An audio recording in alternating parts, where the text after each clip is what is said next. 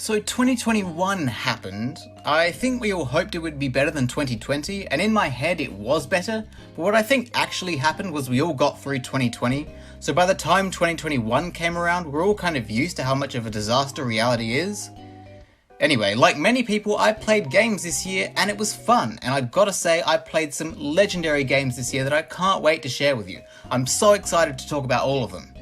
I did a video like this last year called Best Games I Played in 2020, so if you've seen that, you know what to expect with this, but if you haven't seen that, I'll just give a short and sweet explanation as to how this all works. So this video is all about the best games I played this year.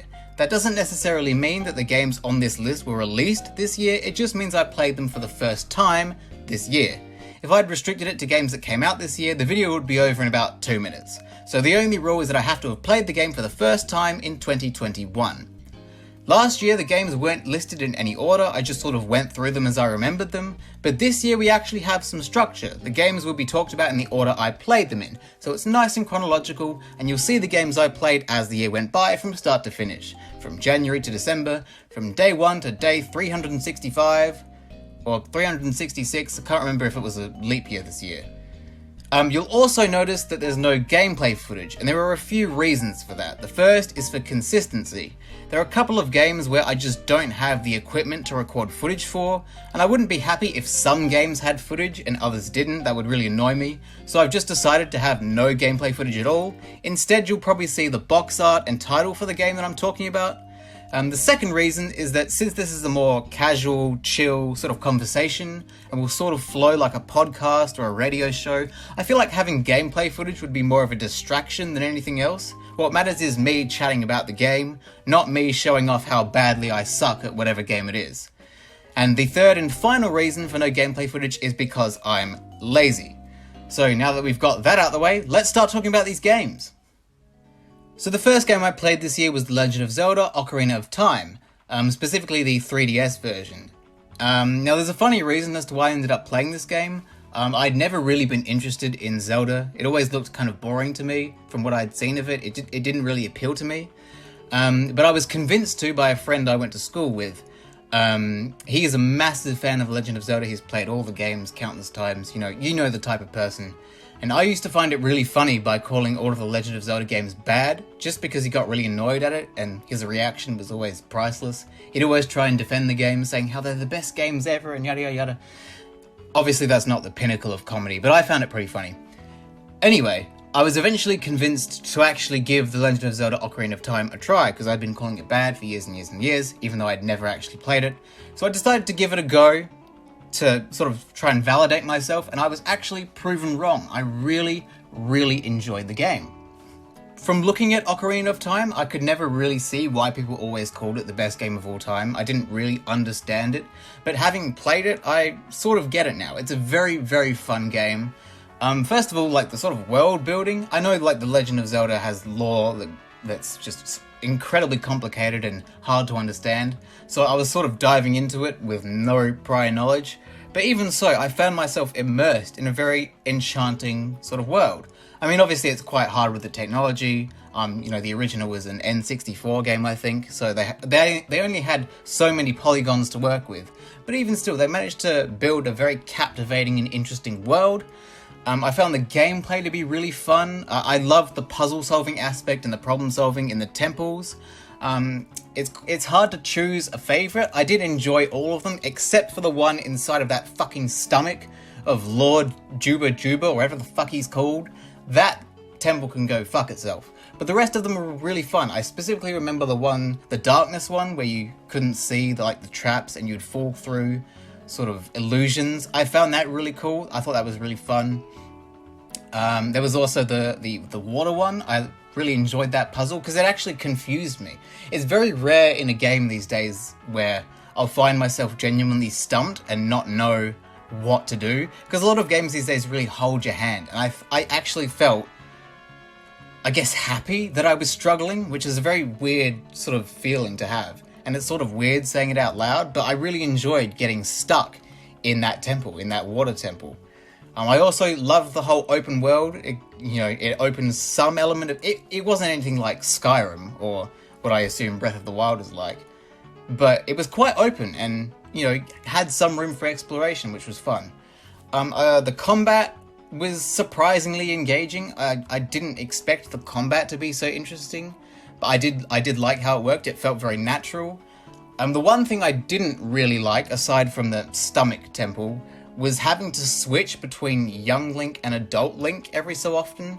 I just found that really tedious, how only young Link can do this temple, but you have to go back and be adult Link to move on to the next part of the game. It's just really, really fucking annoying having to do that. And like, it would be fine if you could just play the Ocarina and transform, but no, you have to go all the way back to the bloody temple to switch between young Link and adult Link, and that's just infuriating. But other than that, the game was pretty much perfect, and I enjoyed every second of it. Except for that fucking stomach temple, which can go suck a dick. These next two games I played pretty much right after each other, and they are Fallout New Vegas and Fallout 3. I ended up playing Fallout 3 first, and then moving on to New Vegas. I'd always wanted to try out Fallout 3 and Fallout New Vegas, because I played Fallout 4, and I really enjoyed it. Even though it's a bit rocky in some areas, it's supposed to be a role-playing game, but like all the role-playing is done for you, because you have like a voiced character with a set backstory, which is kind of weird. But I knew that New Vegas and Fallout 3 didn't have that. There was more of a role-playing aspect. You could really be your own character. I liked that. I played Fallout 3 first. I thought the story was cool, escaping from the vault and exploring the wasteland. And the gameplay was generally fun. I mean, it's Fallout, so it's kind of, it's just a shooter, but in the world of an RPG. But it was fun. Fun as Fallout 4, I guess. And Fallout New Vegas also had pretty fun gameplay. They were all kind of at the same level as far as the sort of exploring, shooting, going through the dungeons. Although they're not dungeons, they're buildings usually, but you get what I mean. The gameplay is fun. It's straightforward, it's fun. Something I didn't like about Fallout 3 and New Vegas, which I noticed, it's also a problem in Fallout 4, but it's not as obvious in Fallout 4, because Fallout 4 is just easier. But health doesn't regenerate over time. And I find that really annoying, because what ends up happening is you just fast travel to, a friendly location, and you just sleep, and then you go back to where you were. I ended up doing that quite a lot, because it just regenerates your health. I just found that really annoying. I would prefer to just regenerate health in the moment, but, it's just a minor detail. It sort of got annoying at times, but it wasn't a prevalent, it wasn't a major problem. In Fallout 3, I had the problem of a lot of the environments and locations being pretty dull, and a lot of it looks the same. I remember the Capital Wasteland. It was just a giant pile of grey rubble, and there wasn't really anything interesting going on. Everything just sort of looked the same. I found it very hard to engage with the sort of world, because everything was just, it felt like it was reusing the same sort of building over and over again, and it nothing really stood out, is what my problem is, really. It was fine. It wasn't. It's also a problem I have with Fallout 4. Fallout 4 has a lot of locations that look the same, and because a lot of space in the map is taken up by settlements, there aren't very many interesting locations. Fallout 3 sort of has the same sort of problem, minus the settlement part. There just isn't a lot of interesting things going on. But that's not a problem I had with New Vegas. New Vegas was very good, had a lot of interesting locations. It was a world that was easy to get lost in, which is, it did it a lot better than Fallout 3 and Fallout 4. New Vegas has a very good, it did a very good job of world building, and I really enjoyed that. I definitely enjoyed it a lot more than Fallout 3. It was also a very different environment, because it was in the desert. Fallout 3 was in a crumbling city, and so was Fallout 4. But New Vegas was in the desert, the Mojave Wasteland, and it was cool. It was shaking it up from the standard, which I liked. I also liked the concept of reputations you could have with certain factions in different cities. That's not something that they did in Fallout 4. I can't remember if they did it in Fallout 3. If they did, it wasn't a big deal. But I definitely like the idea of reputations and having different factions that you can sort of integrate into, which makes you then become enemies of other factions. I know Fallout 4 did that, but it was only between the Minutemen, the Railroad, Brotherhood of Steel, and the Institute. But I definitely think New Vegas did it a lot better. The only thing I didn't really like that much was the whole weapon and armor repair thing. Because what happens is your weapons and your armor sort of deteriorates over time, and you have to sort of repair it, and that's not really a mechanic I sort of grasped right away. I sort of struggled with that. I did get used to it eventually, but initially I didn't really like it. But yeah, overall, Fallout 3, Fallout New Vegas, I enjoyed them quite a lot. I can't say I enjoyed them more than Fallout 4. I think Fallout 4 is just overall a more solid experience. Fallout 3 just kind of, I don't know, it was cool, but there were a lot of elements that were just kind of dull. And New Vegas, I really enjoyed. I'd say actually Fallout 4 and Fallout New Vegas for me are on par. I reckon they're about the same. Fallout 3 sort of lacking a bit, but I definitely enjoyed both of them. Fallout 3, Fallout New Vegas, amazing games. If you've played Fallout 4 or any other sort of Bethesda game, you'll definitely enjoy definitely New Vegas and probably Fallout 3 as well. Next, we're going to talk about Miitopia. Miitopia is a game I've always wanted to try since it was on the 3DS. I did always sort of intend to get around to it, but I never actually did, and sort of eventually I forgot about it until it appeared in that Direct being sort of remade or ported to the Switch. I thought, okay, I have an excuse to visit this game now, and I'm really glad I did. It's very, very charming. It's very, very straightforward. It's very basic. So if you're looking for a sort of in-depth, complicated, battle-based RPG, you're not going to get that with Miitopia. A lot of it is done. You can really make the game play itself. Like there's an automatic battle function, and the characters, when you're going through the different dungeons and different levels, they kind of just move themselves, and everything can be done for you if you want. So the actual, I was gonna say the gameplay is not the focus of the game, which is a pretty bad thing when you think about it. But it's like the battling and the dungeon exploration is not the main appeal of the game. The main appeal is creating your Miis, creating your characters, and having them go through an adventure. And it sounds kind of lame, but it's pretty cool. It's cute. It's wholesome, it's funny. You can create your own sort of personalities and project them onto your Miis. You can get your real life family and friends to actually be in the game, or you can create your own inventive characters. It's just, you have a lot of freedom with your characters and the world you can create, because you can create like the NPCs as well, the main villain. You can choose whoever you want that to be. If you want that to be Queen Elizabeth II, or you want it to be Iron Man, it can be whoever you want. And, like, that's just really cool. I will say, if you're looking for a challenging, in-depth RPG, you're not going to get that with Miitopia. But if you just want something chill to have a bit of fun with, sort of giggle as you're playing, not to take it too seriously, Miitopia is a very solid experience. And it actually has quite a lot in it. It's a massive game for what I was just expecting it to be a sort of, you have, like, a couple of worlds, and you go through them, and then you save the day, and that's it. There was actually quite a lot more going on than I expected. Like, there's actual, like, plot twists. Like, Miitopia has a plot twist. I wasn't even expecting anything like that. It was crazy. But yeah, it's a charming game, and I reckon if you're just looking for a chill time to have a bit of fun and not take anything too seriously, not get too invested, just have a good time, Miitopia is definitely a good choice. So the next game I'm going to talk about is actually 5 games, because it's the entire Shantae series. I always wanted to have a crack at a Shantae game. I always intended to, but I was finally motivated to do it when the Shantae Mii costume was added to Smash Ultimate. That was the point where I thought, right, Shantae is relevant, this is the perfect time to do it. I wasn't 100% sure that I was going to like it, so I just picked one game that I thought I'd enjoy, just to sort of get a flavour for the series. So I started off with Shantae Half Genie Hero, and I absolutely loved it. Everything about it was just incredible. The art style, the music, the characters, it was just amazing. The music especially was incredible. It makes me want to dance. Were I to do my top 10 favourite soundtracks in games again, Shantae Half Genie Hero would definitely be on it. But it has, the game has so much personality. All the character is amazing.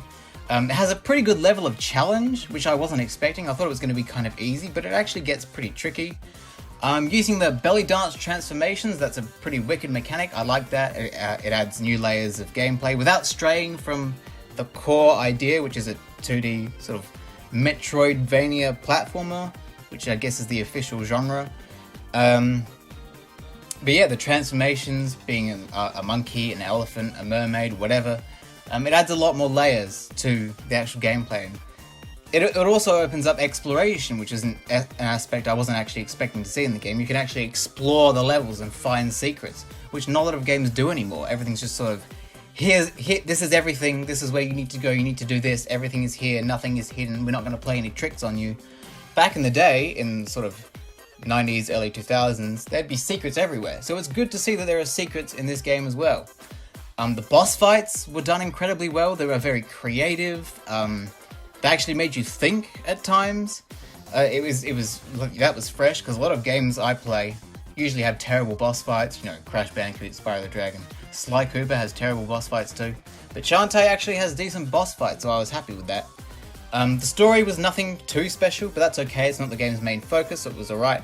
But Half Genie Hero did an amazing job of getting me into the Shantae series. I enjoyed it so much. I 100% completed the entire thing, including the DLC.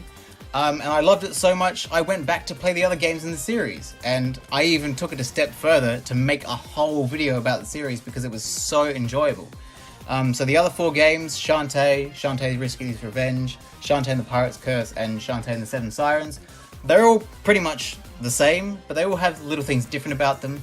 But like at the very core, they are the same, and they're just so much fun. Honestly, if you enjoy 2D platformers, if you enjoy platformers in general, you will absolutely love this game. It's not just the game, just the whole series is just incredible. So if you're looking for a platformer you've never played before, if you're looking for a bit of challenge but nothing too over the top, if you're looking for some pretty cool mechanics, Shantae is definitely the place to go. It has so much personality, so much fun gameplay. Honestly, you will not regret trying out the Shantae series. If you want my full thoughts on the series, I made a whole video about it, but honestly, get involved because it's so good. I then went on to play Dragon Age Inquisition. Now this is a game that I heard about through the many awards that it won in like the Game Awards and all sorts of different awards show, but I didn't actually know that much about it. Ever since I sort of looked it up to try and find out what it was actually about, I wanted to try it because it looked pretty interesting, and I played it. It's a very long game. It took like 100 and something hours to complete, but it was so worth it. I loved it. I absolutely loved it. I love the combat system. I played as a rogue archer because that's what I sort of always do in games like these. I like to sort of hang back, attack from a distance. But the amount of customization you get in developing your combat style is insane. I wasn't expecting it to be so sort of elaborate, but it really is. You can be whatever you want. So yeah, and all the different characters involved, they all have their own different styles of fighting as well. Honestly, it was just incredible. There was a lot of exploring. I love to explore. There were a lot of different locations. It really felt like you were exploring an entire like continent. There was that much going on. There were that many characters involved, that many locations. It was honestly overwhelming. Like the environment, the whole sort of world of Dragon Age, the characters, the sort of backstory and the lore, it was so full on. I hadn't played any of the prior Dragon Age games, so I went into it completely blind. I had no idea what the fuck was going on, but I was involved. I was into it. I enjoyed it so much, and it was just an overall fun experience. Like, for what it was, first of all, it was pretty cheap. It was on sale when I got it, but still, it was pretty cheap for how enormous the game is. There's just so much to do. It's honestly, if you, like, people talk about Skyrim being a massive game that never ends. This game bloody rivals it. Dragon Age Inquisition, there's so much to do. There's so much going on. I never finished, like, I finished the main story, but there was so much going on after that that it was too much. I had to step back because there was too much going on. But honestly, it was a very addicting game. I loved the combat system. I loved the story. I loved that it was a branching story with different outcomes. That's not an aspect that many games actually, like many games of this sort of size actually go for, because there's so much going on. So many different choices you can make. It was just fun, and it was definitely worth all the time I invested into it. If you like sort of action-based RPGs where you run around and it's like not turn-based, You'll definitely enjoy Dragon Age Inquisition. There are many different playstyles you can choose from, and honestly, it's just so much fun, and it's definitely worth buying. So these next two games, I was sort of on the fence about whether I wanted to actually play them, because I've heard so many good things about them, but I also know that they're infamous for creating quite a full-on fan base. But they were definitely worth it in the end, and they are Undertale and Deltarune. Now, obviously, I heard many good things about it. I think they've won like awards or something. They're very highly praised. That's what I know. And for I think it was like a year and a half, no one would shut up about Undertale. It was all anyone would talk about. And I guess Deltarune is sort of doing the same thing, but it's sort of being extended over chapters. So I feel like there's never going to be a time when no one's talking about these games. But I'm definitely glad I dove in and tried them out because they're fun. I guess I'll start with Undertale first. I will say the gameplay isn't really that, I'm not really that into it. I do like the whole genocide versus pacifist thing you can go for. But the whole dodging attacks by just sort of moving around, I didn't find it that interesting, but I definitely did find the whole acting thing, the whole pacifist thing, trying to figure out what the different enemies liked and how you could sort of convince them to leave you alone. That's not an aspect I've seen explored. That's not a concept I've seen actually done in a game before, so I definitely enjoyed that. And that obviously applies to Deltarune as well. Deltarune does it similarly, where you can act and sort of convince enemies to leave you alone. And that's really cool. I really like that. But still, the gameplay is not the main appeal for me, which is not something you really should say about a game. But honestly, the rest of the game sort of overpowers anything the gameplay has to offer.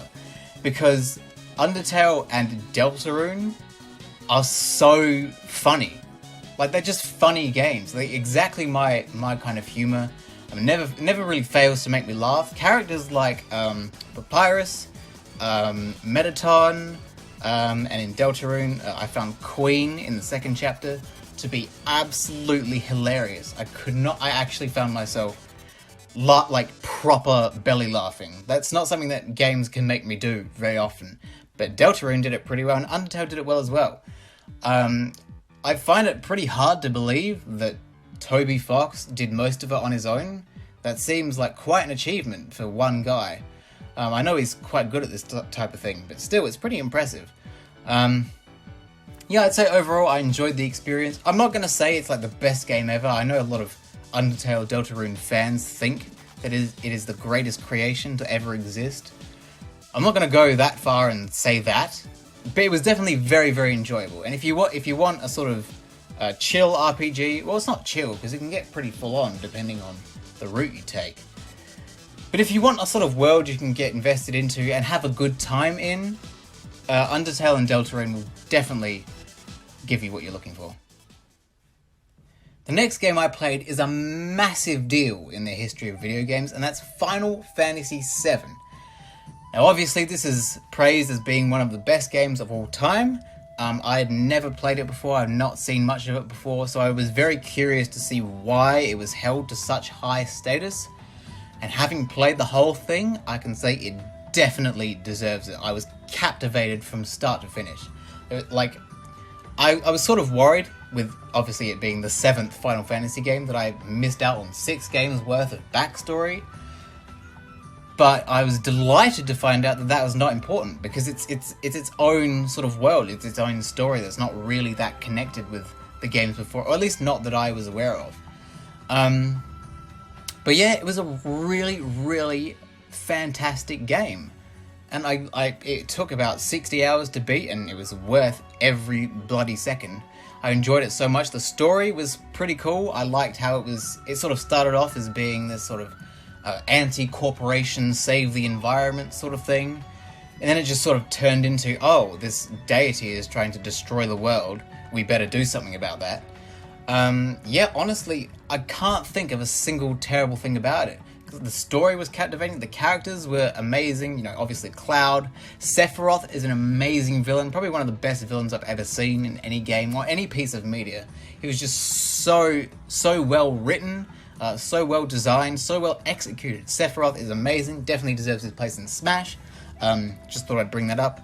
The music was great. Obviously, it's quite iconic. The "Let the Battles Begin" theme tune. The main battle theme is pretty cool.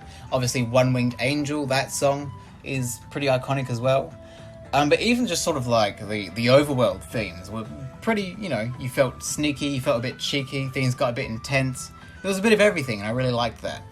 I will say, having the different party members, it was kind of a bit strange. I didn't really know how to optimize it, and the whole thing with like materia and controlling the different stats and the different gear, and different gear having different amounts of materia slots, and this synergizing with that, and this not working on that because you've applied this. It was kind of, the battling was a bit all over the place. It was definitely interesting to have. It was sort of turn-based, but it was like live turn-based. I don't really know how to describe it.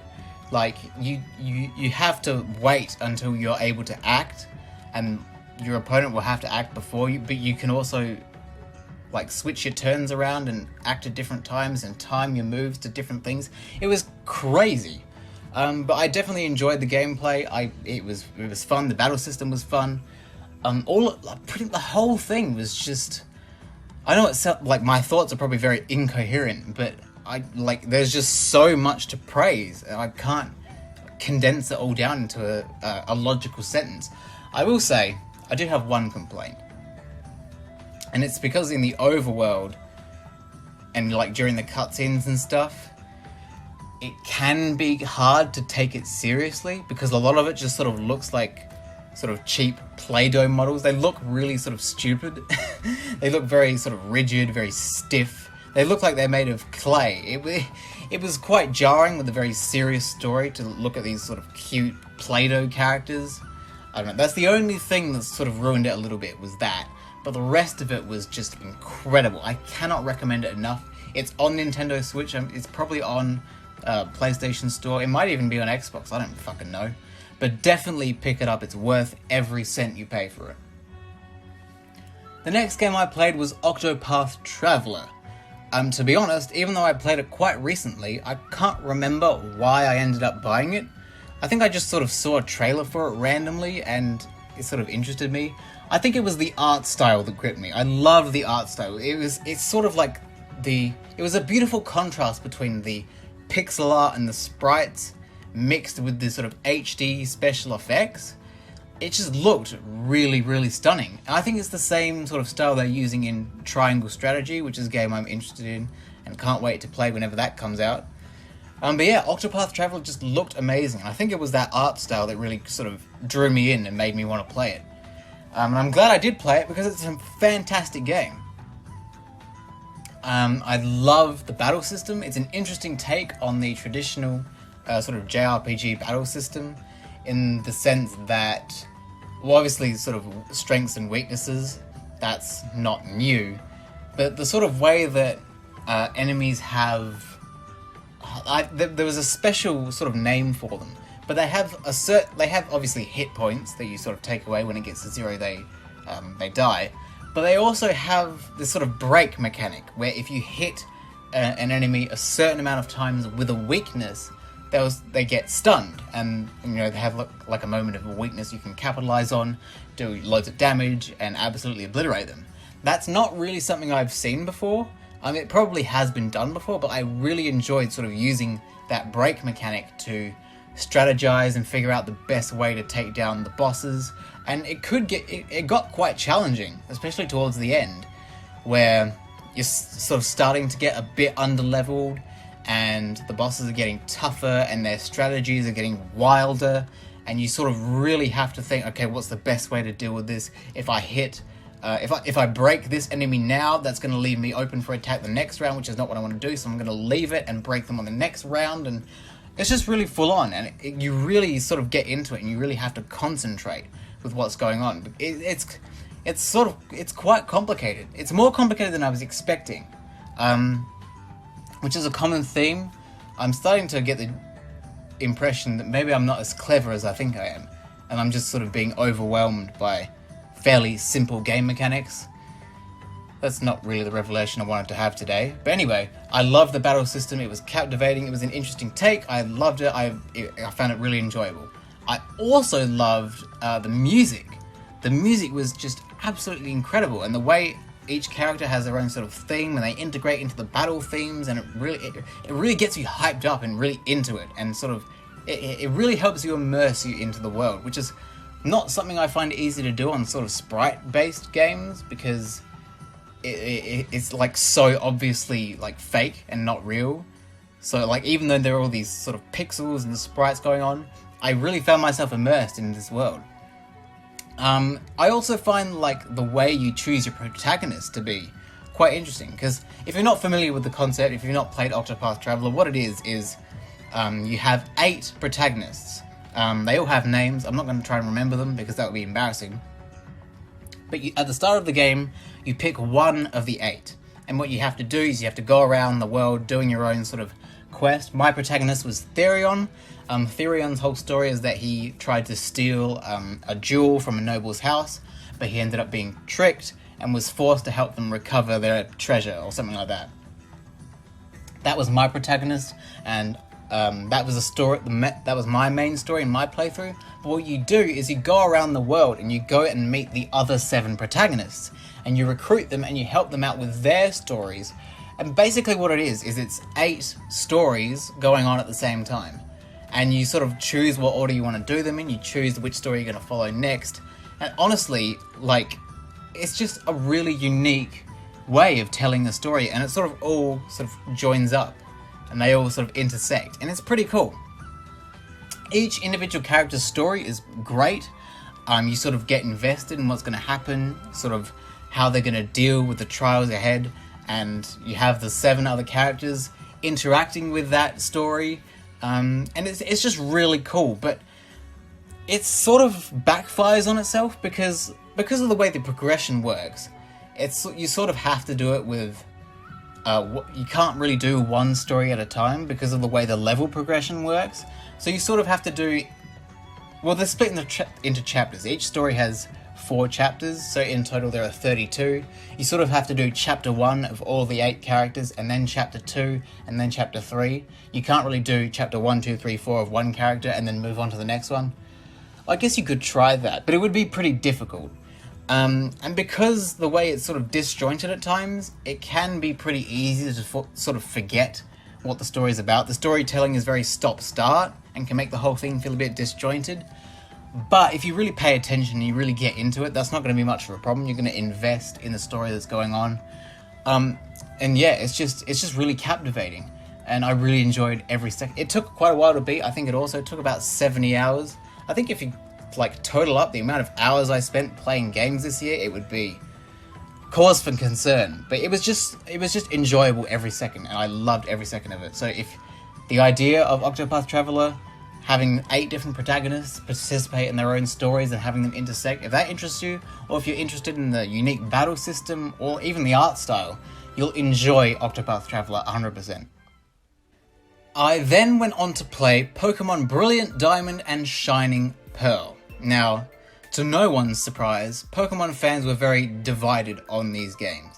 Some people felt like it was just a graphics overhaul, there was nothing new to enjoy about this version of Diamond and Pearl. It feels like a sort of waste of time. But you know, with Diamond being my first Pokemon game, I was more than happy to venture through Sinnoh again. I'm happy with any excuse to play through the Sinnoh games again. Some fans were upset with the chibi art style. I quite liked it. I feel like had they gone for the Sword and Shield style, where it's sort of, it's not realistic, but when they sort of went with the full scale, like everything's properly proportioned, it's not chibi, it would have looked terrible because Game Freak was in charge of Sword and Shield, and it looked fucking dreadful. So I'm glad that they didn't go for that. I'm glad that they went with the chibi art style instead. It was a safe choice, and even though it was sort of, it was sort of a one-to-one of the original, it was a safe choice and it didn't look terrible, which I'm quite happy with. I enjoy the quality of life changes, especially the using the HMs through the Pokédex, because having to have an HM slave on your team is terrible, and it's a massive problem in Sinnoh because there are so many HMs and you need all of them at the same time, so you really can only have 5 team members and the doof to get through it. So that sucks. So I'm really glad they made the HMs available through the Pokédex, so you can really build your own team. The Grand Underground was great. It was a massive improvement on the original Underground. There was just so much more going on. It was just more enjoyable to go through. And it obviously expanded the different Pokemon you can get to include the Pokemon from Generation 1, 2, and 3 that weren't in Generation 4. Weren't in Diamond and Pearl that you couldn't get. So I'm glad that they did that. It was a good way of staying traditional to Diamond and Pearl, but also making it possible for you to get Pokemon that you wouldn't normally be able to use in Diamond and Pearl. I think it was a clever workaround. I also liked the extra touches, like the Pokemon following you, like they did in Heart Gold and Soul Silver. It wasn't done as well here because obviously you have 360-degree movement and the Pokemon are fully animated, they're not just sprites. Some of it looks a bit wonky, some of it doesn't really work. But the fact that it's there is nice enough. They also, I'm not sure how many people noticed this, but they also added additional NPCs to make the games feel more full. Because, like, I don't know how to explain it, but it just feels nicer when you have more NPCs. It feels more alive. Even though it obviously isn't, it's a game, it's not real, but it just feels more alive to have more characters in the game. Even though they're just insignificant NPCs, just having more of them makes it feel more involved and, easier to engage in, I guess is what I'm trying to say. I also like the access to new outfits, customization. That's not something that was in Diamond and Pearl originally. Even though it's quite limited, I like the fact that it's there. And obviously they're having access to Manaphy, Shaman, Darkrai, and all of the other legendaries that weren't available in Diamond and Pearl. I think that's a cool addition. So, can't complain about that. The music was good. I thought the music was really good. I was worried that they were going to go with the prototype music that they used in the sort of version before you update it, because that was absolutely fucking terrible. I'm so glad that they actually made proper music for it and had that in. And they also had the option for DS sounds, so even if you didn't like the remixes, you could always put on the old version. That was great. Those are all the sort of things I enjoyed. There are problems that I have. The biggest one is the XP share system.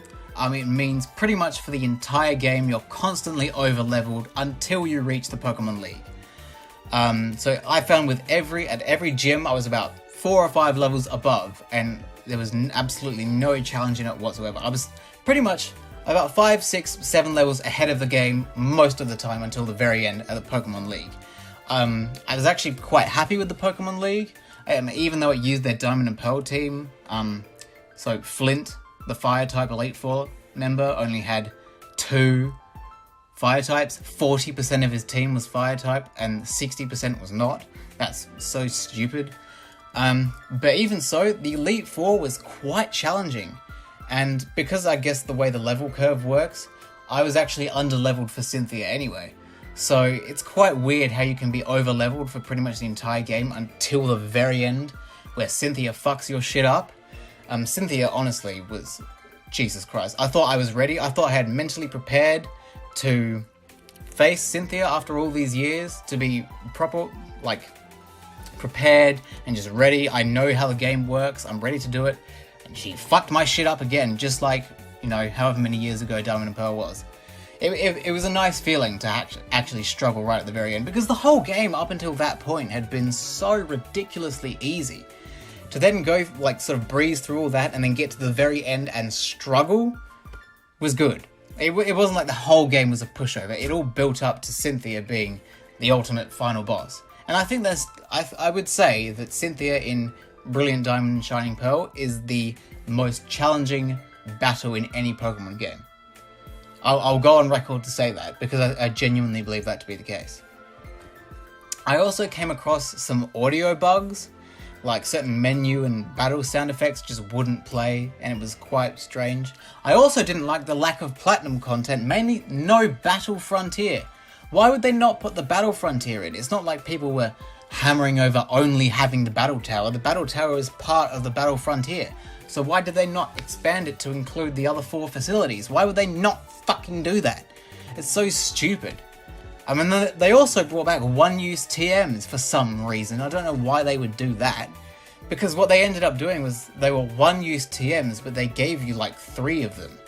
So you had 3 one-use TMs when you could have just had a TM you can use over and over again. I just don't understand why they would do that. So those are sort of the problems I have, but overall it was an enjoyable experience. I would say Brilliant Diamond and Shining Pearl are the definitive way to play Diamond and Pearl, but they are not the definitive way to play through Sinnoh. I'd say if you want to play through Sinnoh, definitely go for Platinum. Platinum is just a more complete and better experience. But if you want to play Diamond and Pearl, Brilliant Diamond and Shining Pearl is the way to do it, because it's just more convenient and there's less shit going on. But yeah, overall, I enjoyed my time. I didn't enjoy it as much as I would have liked, but I definitely had a good time playing Brilliant Diamond and Shining Pearl. And the final game we're going to be talking about today is Splatoon 2. Now, Splatoon 2 is... I wasn't expecting to have so much fun with it. It's something I've always wanted to try because I've always heard good things about it, and also because Splatoon 3 is coming out next year. And I didn't want it to be a series that I completely missed because I just never got around to it. Because it's quite a new series. So I'm glad that I gave it a go because it was so much fun. I wasn't expecting to have so much fun with it. I always wanted to try it and thought it would be sort of enjoyable for, play through the sort of story mode, maybe a couple of online matches and leave it at that. But I'm actually hooked on it. And I've gone back to it every day since I bought it because it's just so much fun. It has a lot going for it. It's got a sort of unique and charming style. I don't think any other game has the same style as Splatoon, where it's very, very modern, I guess is the word. But yeah, the gameplay is sort of the main appeal. It's so addicting, especially the turf war mode, sort of the different ranked modes, the tower control and splat zone and all those ones. They're fun, but I don't think anything is going to be more fun than turf war. And what I like about Splatoon 2 is that it's very easy to get into. I've only been playing it for 2 weeks, but even so, I'm competent. It's very easy to get good at, is what I noticed, because a lot of games that have the team multiplayer thing, a lot of it is about learning the different maps, and it's sort of hard to get good at quickly. You sort of really have to invest time into getting good at it. But I've only been playing it for 2 weeks, and I'm okay. I'm all right at it. I'm not bad, and it's just fun. It's not one of those, because what happens with a lot of competitive team multiplayer sort of games is that it's because they're hard to get into, you end up being pretty bad at it and you lose quite often, and the people you play with, they're not kind about it, so it's kind of demotivating. You don't really feel like playing it anymore. But because Splatoon 2 is so easy to get into, and it's not like you're constantly losing. You can win a game pretty easily. It's just enjoyable. Yeah, at no point did I feel like putting the game away because I wasn't having a good time. I've been enjoying it the whole time.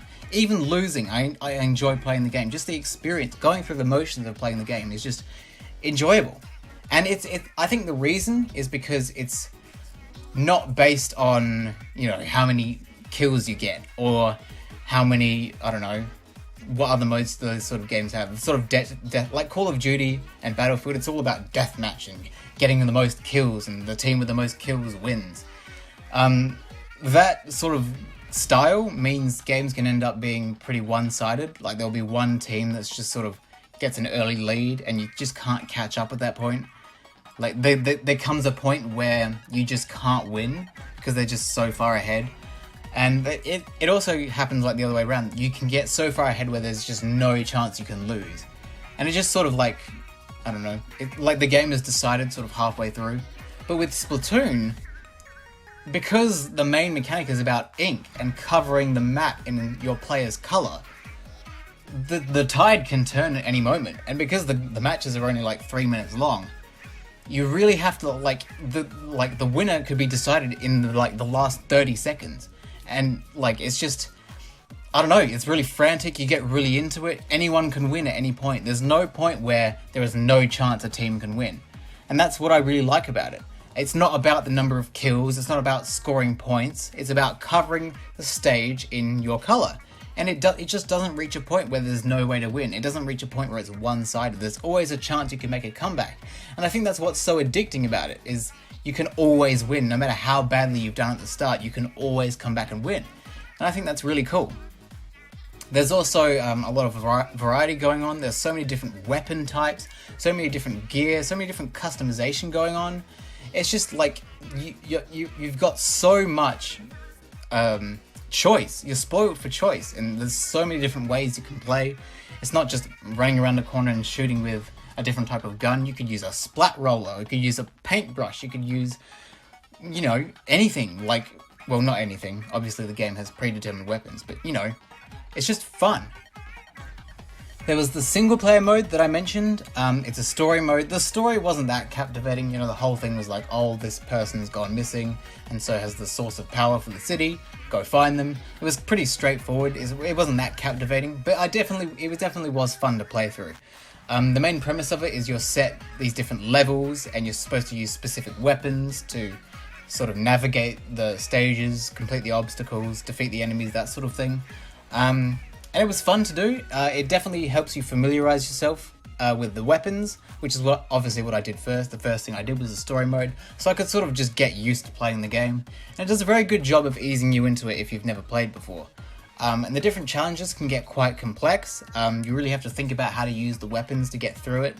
And it was a lot of fun.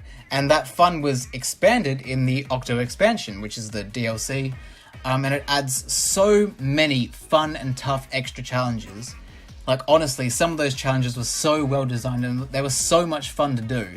And I really had a good time sort of thinking, right, how am I going to approach this challenge? How am I going to get over this gap? How am I going to swing from A to B? You know, that sort of thing. It was just fun to sort of figure out how to use the weapon you're given to complete a pretty challenging obstacle. So yeah, it was fun to have more of the single player mode through the Octo expansion. Like, the Splatoon 2 single player mode on its own was kind of lackluster, and it doesn't take very long to beat, but having the Octo expansion in addition to that was amazing. I enjoyed it so much. It was really fun to play through, and considering how cheap the DLC actually was, it was pretty fucking good. Like, it was really cheap, I thought, for how much you get from it.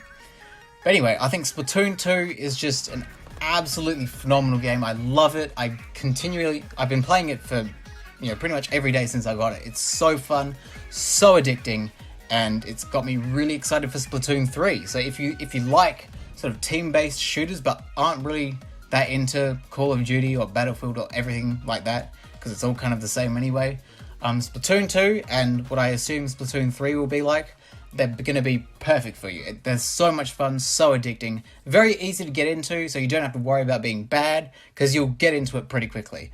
Yeah, it's just a lot of fun, and it's probably, I'm not going to say it's my favourite game I've played this year, but it's definitely up there. It's one of the best games I've played in a long time.